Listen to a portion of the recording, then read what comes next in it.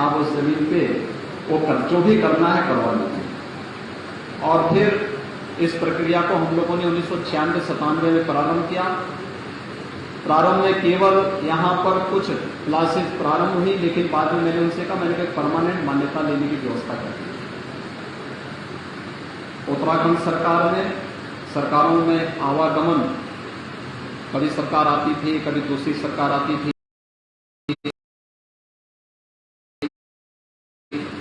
ये कार्यक्रम बाधित होता गया। लेकिन 2005 के बाद यहां पे नियमित कक्षाएं प्रारंभ हुई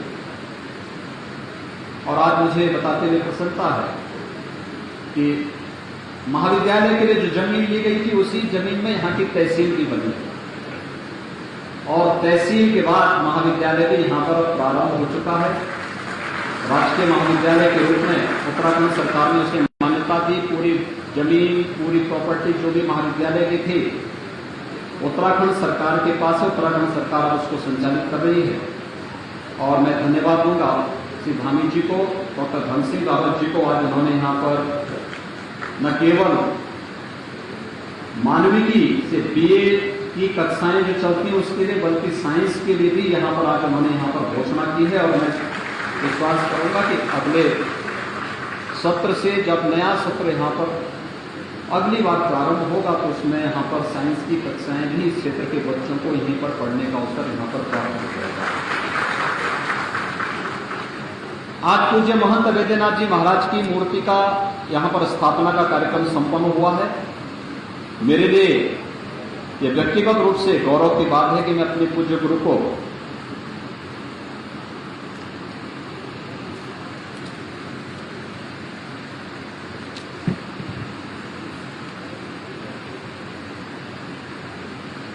उनकी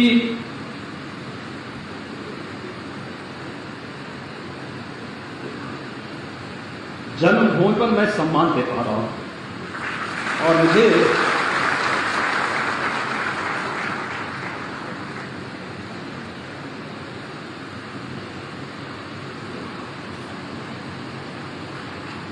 इस कार्यक्रम में उत्तराखंड सरकार ने बुलाया।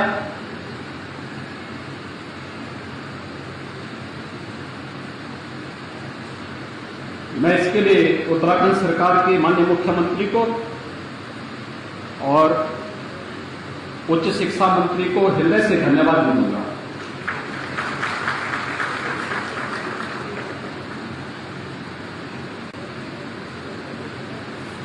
भाइयों बहनों, आज मेरे लिए और भी गौरव का विषय है कि यहां पर मुझे अपने स्कूली गुरुओं का भी सम्मान करने का सौभाग्य प्राप्त हुआ। मैंने पहली से 9वीं क्लास तक यहां पे पढ़ा था, थांगर में, चंपोट थाल में। 9वीं क्लास के बाद मैं अपने पिताजी के साथ चला गया और मुझे आज इस बात का दुख है कि बहुत सारे ऐसे हमारे उस समय के गुरुजन जो आज नहीं हैं, लेकिन 6 हमारे गुरुजनों को श्री राजेंद्र सिंह रावत जी,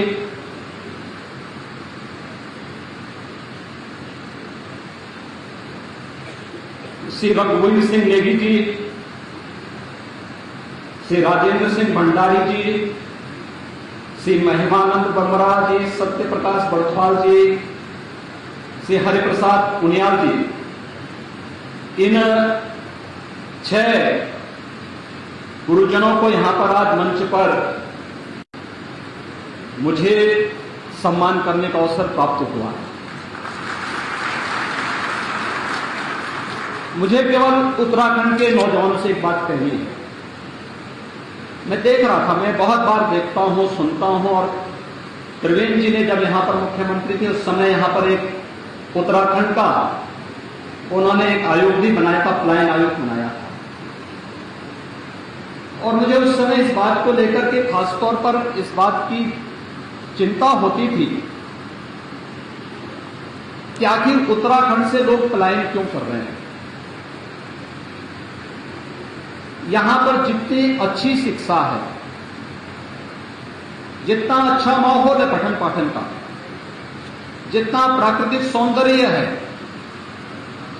और जितनी संभावनाएं हैं, उन संभावनाओं को हमें आगे बढ़ाना होगा।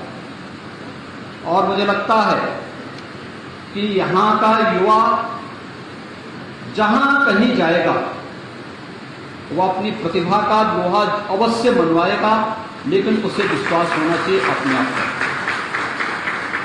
हम लोगों ने भी यहीं पर रहकर पढ़ा है।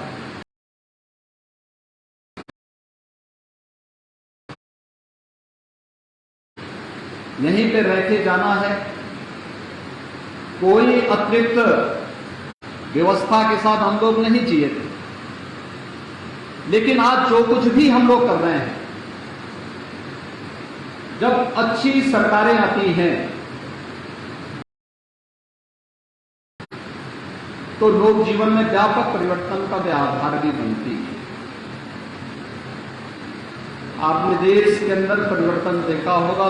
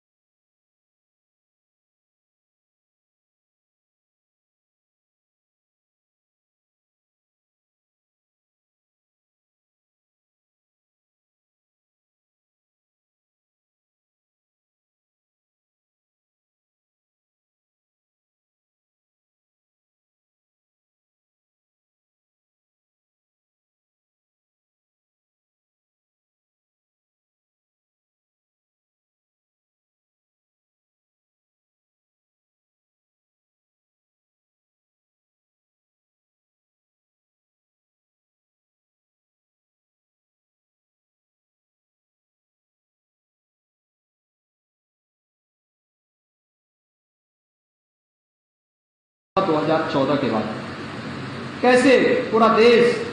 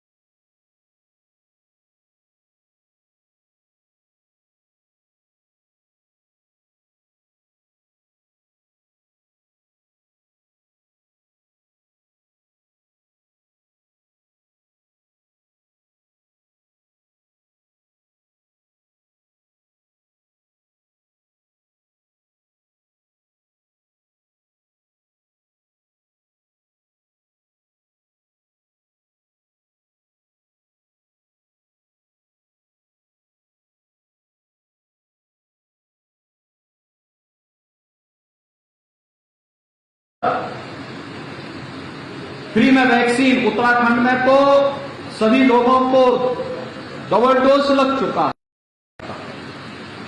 एक संवेदनशील सरकार यही होती है और मुझे लगता है ये संवेदनाएं हम सबको इस बात के लिए सदैव प्रेरित करती हैं कि हमें भी सरकार के इस मिशन में टीम के साथ मिलकर के काम करना होगा।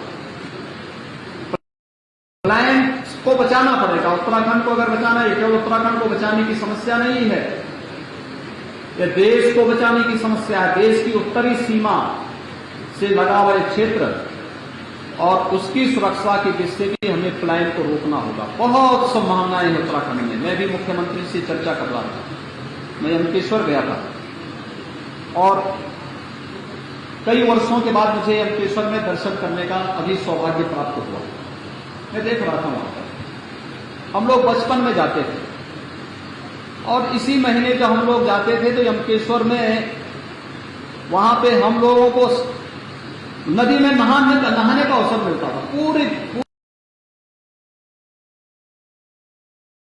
पूरा वहां पे इतना ज्यादा पानी होता था कि हम लोग वहां पे डुबकी लगाते थे, लेकिन आज वहां पानी नहीं, मुश्किल से पानी, बहुत हल्का हल्का पानी वहां पर दिखाई दे रहा है। आज यहां पे सभी गधेरे सूख चुके हैं। वृक्षारोपण करना होगा। जल संरक्षण के लिए प्रधानमंत्री जी के मिशन के साथ जुड़ना होगा।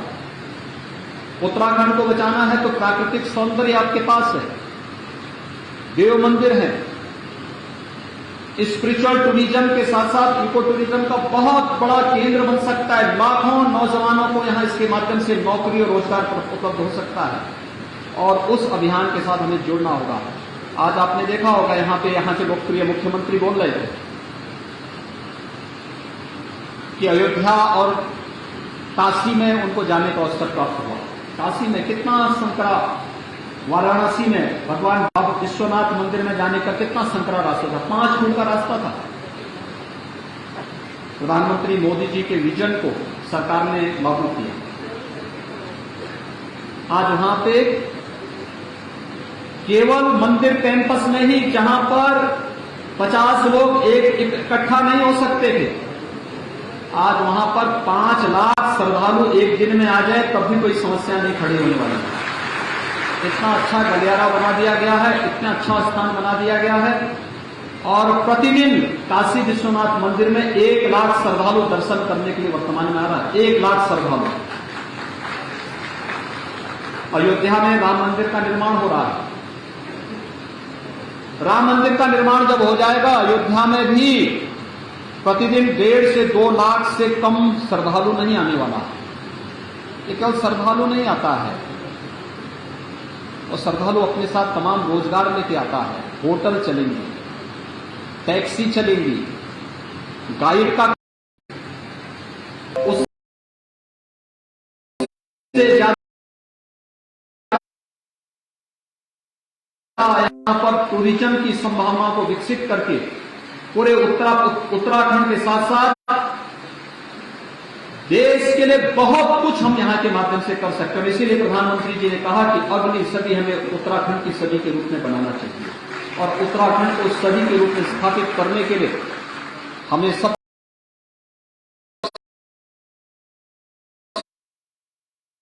पहले पलायन को रोकना होगा और पलायन को रोकने के लिए हमें अपने स्कूलों में जाने की आदत डालनी पड़ेगी। मैं यहां पे देखता हूं बच्चियां ज्यादा स्कूल जाती हैं, बच्चे कम जाते हैं। वो थोड़ा बड़ा होता है वो भाग जाता है, कहीं और जगह काम ढूंढता है, लेकिन पढ़ाई पूरी तन्मयता के साथ करेंगे। दुनिया आपकी प्रतिभा का लोहा मानेगी। अपने गुरुजनों पर विश्वास करिए, अपने बड़ों की कमियों को मत देखिए, अच्छाई को देखिए। हम जो कुछ भी हैं, मैं सच कह सकता हूं कि पूज्य अपने मां बाप के संस्कार, पूज्य गुरुजनों ने जो शिक्षा दी, जो संस्कार दिए और जो कुछ भी हम लोगों ने इसके बाद शिक्षा पूरी हुई तो दीक्षा मुझे गोरखपुर में पूज्य महंत अवैधनाथ जी से प्राप्त हो गई। बहुत दिव्य अलौकिक संत थे। अरे सौभाग्य है इस क्षेत्र के लोगों का कि महंत अवैधनाथ जी जैसा संत इस धरती पर पैदा हुआ और उनके सानिध्य में मुझे वहां पर आगे अपना कार्यक्रम आगे बढ़ाने का अवसर प्राप्त हुआ। और पूज्य महंत अवैधनाथ जी के सानिध्य में मैंने व्यावहारिक जानकारी ली, लेकिन व्यावहारिक जानकारी के बाद सामाजिक जानकारी हमारी क्या होनी चाहिए, समाज की बारे में हमारी सोच क्या होनी चाहिए, ये मेरा सौभाग्य है। प्रधानमंत्री मोदी जी के रूप में एक यशस्वी नेता भी हमें प्राप्त हुए। और आज आप देख रहे होंगे उत्तर प्रदेश, जिसके बारे में लोग कहते थे कि ये कभी सुधरेगा नहीं, जिसके बारे में लोगों ने मान लिया था कि यहां दंगे कभी समाप्त नहीं होंगे, यहां पे गुंडागर्दी कभी समाप्त नहीं हो सकती, ये कभी विकास नहीं कर सकता। आज देश के अंदर विकास की दौड़ में अग्रणी राज्य के रूप में उत्तर प्रदेश बढ़ रहा है। आज गुंडागर्दी एकदम समाप्त हो गई है, कोई गुंडागर्दी नहीं है। मैं आज लखनऊ से लगभग 1 बजे के आसपास चला हूं, और 1 बजे के आसपास मैं इसलिए भी चला, मेरे पास यद्यपि यहां से एक ऑफर आया था कि आज पवित्र धाम गंगोत्री और यमुनोत्री के कपाट खुलना है, तो वहां का दर्शन, मेरी इच्छा थी, अक्षय तृतीया का पावन अवसर भी था। लेकिन आज अक्षय तृतीया थी, भगवान परशुराम की जयंती भी है, लेकिन ईद भी था, तो कहीं कोई उपद्रव न हो, शांतिपूर्ण ढंग से सारे कार्यक्रम संपन्न हो। मैं इसलिए 1 बजे तक स्वयं लखनऊ में रहा। और लखनऊ में आपने देखा होगा 25 करोड़ की आबादी का उत्तर प्रदेश, उत्तर प्रदेश में कहीं सड़क पे नमाज नहीं पढ़ेगी, कहीं नहीं। सड़कें हमारी आवागमन के लिए होनी चाहिए। सड़क हम इस प्रकार के किसी आयोजन के लिए, और मैं कहूंगा, मैं सभी से अपील करूंगा कि व्यक्तिगत आस्था का सम्मान होना चाहिए। और मैं तो एक धार्मिक व्यक्ति हूं, मुझसे ज्यादा आस्था के बारे में कौन समझ सकता है, लेकिन आस्था का सम्मान ऐसा नहीं होना चाहिए कि हम लोग अपनी आस्था के सामने आम जन की समस्याओं को नजरअंदाज कर दें, कभी नहीं हो सकता। और लोकतंत्र की जब हम बात करते हैं तो लोकतंत्र में जनता को जनार्दन के रूप में माना गया है। जनता जनार्दन की सेवा करना हमारा दायित्व बनता है। और मैं इस बात को बार बार कहता हूं कि उसको असुविधा नहीं होनी चाहिए, कभी नहीं होनी चाहिए। आपकी आस्था है, आप अपनी आस्था का सम्मान अपने घर में करिए, अपने अंदर करिए। आस्था अंतःकरण का भाव होता है, और हर एक की आस्था का सम्मान होना चाहिए। हम हर एक पर्व और त्योहार को शांतिपूर्ण सौहार्दपूर्ण तरीके से मनवाने की पक्षधर हैं, हर एक का सम्मान इस मामले में करेंगे। लेकिन आस्था के नाम पर भावनाओं के साथ खिलवाड़ करने और जन भावनाओं के साथ खिलवाड़ करने की छूट भी किसी को नहीं दी जानी चाहिए। और इस कार्य को आज उत्तर प्रदेश के अंदर किस रूप में संपन्न हुआ है, सारे कार्यक्रम बहुत अच्छे ढंग से हो रहे हैं। आपने एक और उत्तर प्रदेश के अंदर देखा होगा, ये जितने अनावश्यक माइक होते थे, जगह जगह शोरगुल करते, सब उतर रहे हैं। 1 लाख माइक अब तक उत्तर प्रदेश के अंदर उतर चुके हैं। 1 लाख से अधिक माइक, कोई शोरगुल नहीं हो रहा है।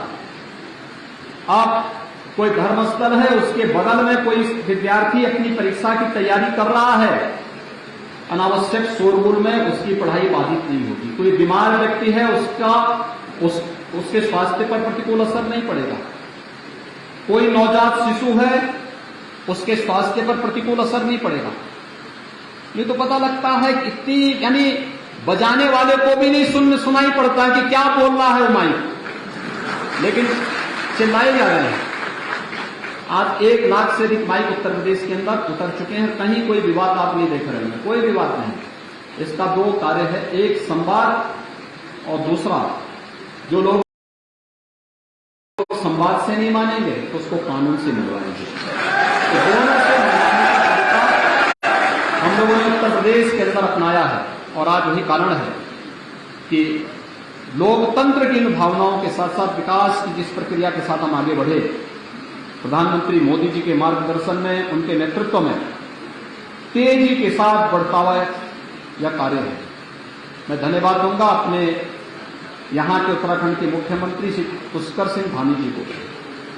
पुष्कर सिंह धामी जी आज यहां पर कल ही उत्तराखंड में चंपावत में उपचुनाव होना है और मुख्यमंत्री जी स्वयं वहां के प्रत्याशी हैं।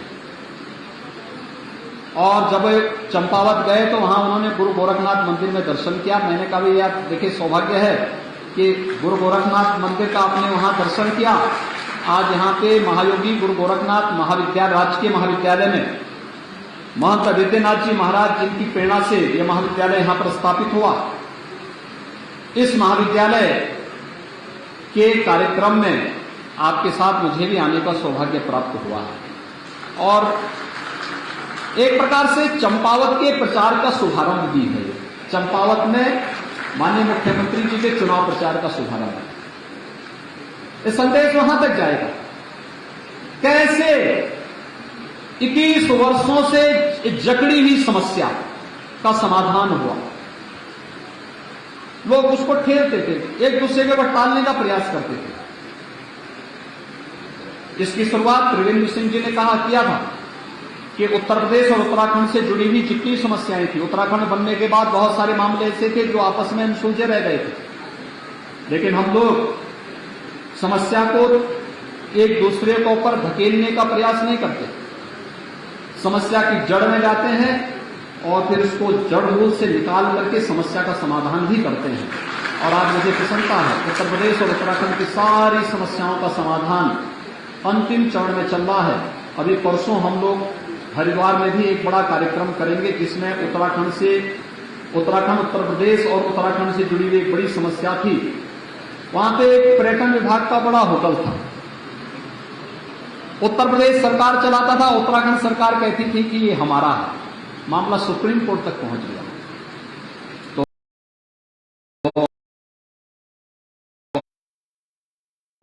त्रिवेंद्र सिंह जी कहा क्या किया जा सकता है।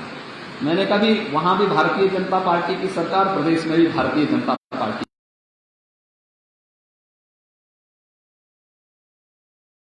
की सरकार। आप बताइए क्या चाहते हैं। उन्होंने कहा कि क्या ये होटल हमें मिल सकता है। मैंने कहा भी उत्तराखंड में है तो उत्तराखंड को दे। साहब इतने वर्षों से भी समाधान हो पाए तो हम क्यों इसको समाधान कर दें। तो मैंने कहा भी हम लोग टालने के लिए नहीं आए, हम तो समाधान करने के लिए आए। और कोई बप्पो था नहीं तो मैंने त्रिवेंद्र जी से कहा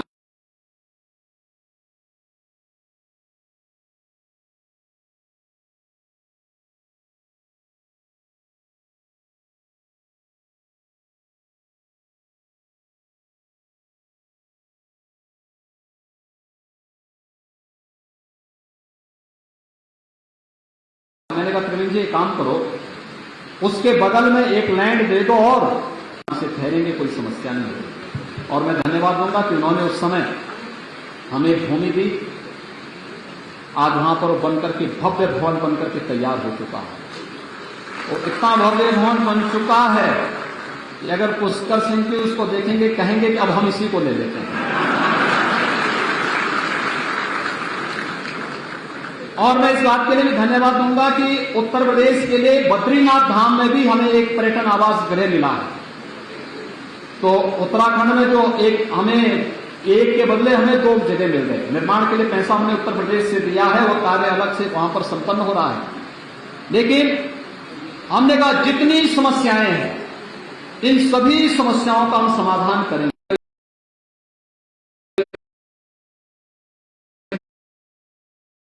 मिले तो मैं उनसे कहता था, सतपाल महाराज जी उस समय कांग्रेस में थे, तो मैंने कहा कैसे जानते हैं सतपाल महाराज का। तो उन्होंने कहा कि सतपाल महाराज जी मेरे बहुत प्रिय है। मैंने कहा कैसे। कहा कि एक बार कुंभ में उन्होंने मुझे क्या बाड़ी और हांडो और बाड़ी खिलाया था।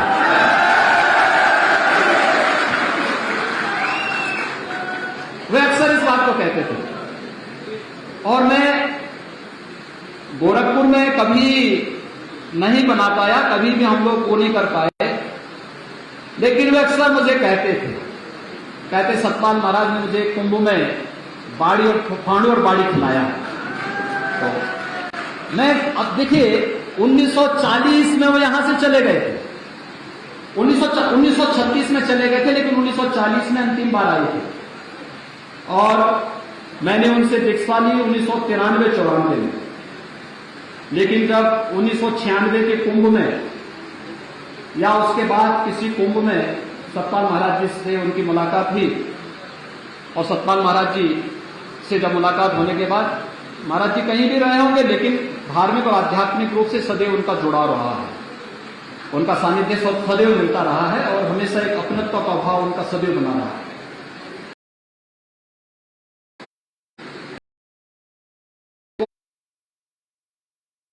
वो अक्सर कहते थे इस बारे में। आज मुझे याद आया जब महाराज जी मंच पे थे तो उन्होंने मुझे कहा कि मैंने महाराज को एक महीने का, वो अक्सर कहते थे इस बारे में कि सतपाल महाराज ने मुझे ये खिलाया था और मुझे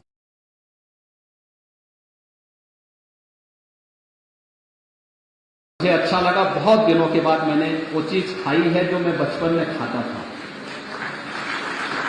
देखिए ये हमारी परंपरागत डिश है, इसकी बड़ा महात्मा है। मैं पिछली बार केदारनाथ आया था तो केदारनाथ में उस समय उत्तराखंड की सभी चीजें मुझे त्रिवेंद्र सिंह जी ने खिलाई थी वहां पे। और केदारनाथ में हम लोगों को लगभग 24 घंटे 36 घंटे लगभग रुकने का अवसर प्राप्त हुआ था। हम जैसे गए वैसे वहां मौसम खराब हो गया और मौसम खराब होने के बाद फिर हम लोग वहां रहे। बहुत आनंद रहा उत्तराखंड में, केदारनाथ धाम में, बद्रीनाथ धाम में भी हम लोग गए। बहुत सारी जगह वहां पर हम लोगों ने वहां पर उस समय दर्शन भी किए, पूरा देखा वहां पर। और मैं व्यक्तिगत रूप से यहां पर धन्यवाद दूंगा श्री धन सिंह रावत जी को। डॉक्टर धन सिंह रावत जी का एक बहुत आत्मीयता का भाव सदैव बना रहा। उच्च शिक्षा में पिछली बार भी उन्होंने बहुत अच्छे कदम उठाए थे और सचमुच भारतीय जनता पार्टी के संगठन मंत्री के रूप में उन्होंने यहां काम किया। काम करने के बाद विधायक के रूप में चुने गए, फिर मंत्री के रूप में चुने गए। मुझे हरिद्वार में उनके एक उच्च शिक्षा के कार्यक्रम में आने का अवसर प्राप्त। शिक्षकगण हैं, यहाँ के जो अन्य कार्मिक हैं, उनको जो उनका सानिध्य मिलता है, उच्च शिक्षा विभाग के अधिकारियों का सानिध्य प्राप्त होता है, वो अत्यंत अभिनंदनीय है। और इन लोगों की हार्दिक इच्छा थी कि यहाँ पे जब त्रिवेंद्र सिंह जी मुख्यमंत्री थे तो उन्होंने पूज्य महाराज की मूर्ति का यहाँ पर स्थापना के कार्यक्रम का संकल्प लिया था। और मैं देखा सचमुच बहुत भव्य प्रतिमा बनी है, बहुत भव्य प्रतिमा।